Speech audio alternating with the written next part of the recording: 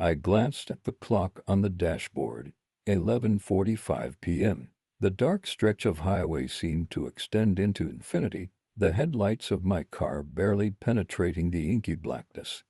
I was driving home after a late-night meeting, eager to get back to my warm bed. The road was desolate, not another car in sight. The radio played softly in the background, a soothing melody that did little to alleviate the creeping sense of unease. Suddenly, a figure appeared in the beam of my headlights, standing by the side of the road.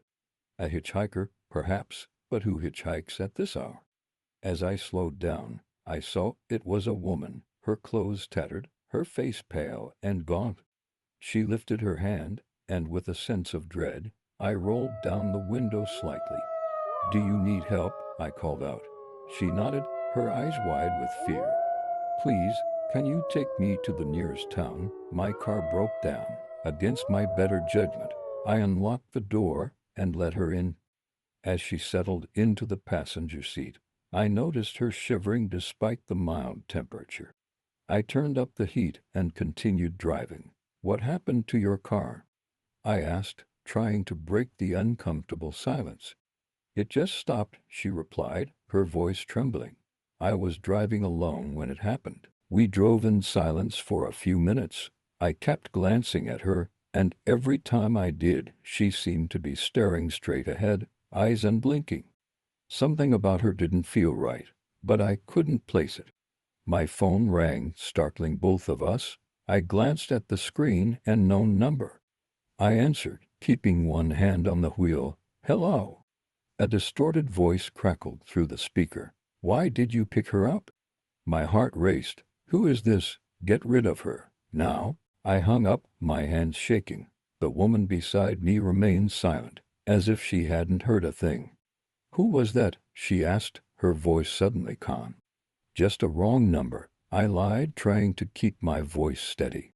She turned to face me, and in the dim light, her face seemed to change. Her eyes darkened, and a malevolent smile played on her lips. "You shouldn't have picked me up."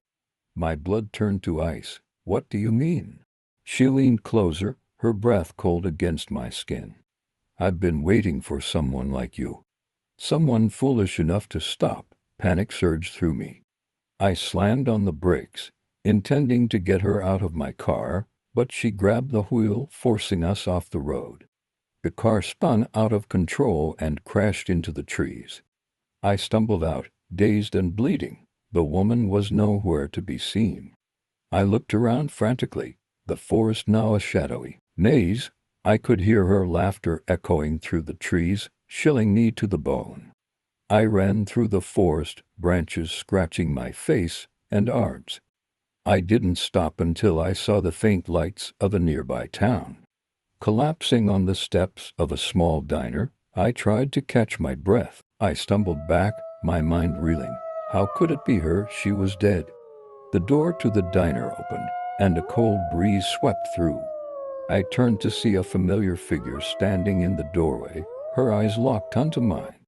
"I told you," she whispered, a chilling smile on her lips.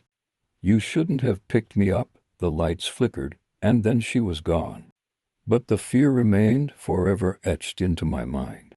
I would never drive that road at night again.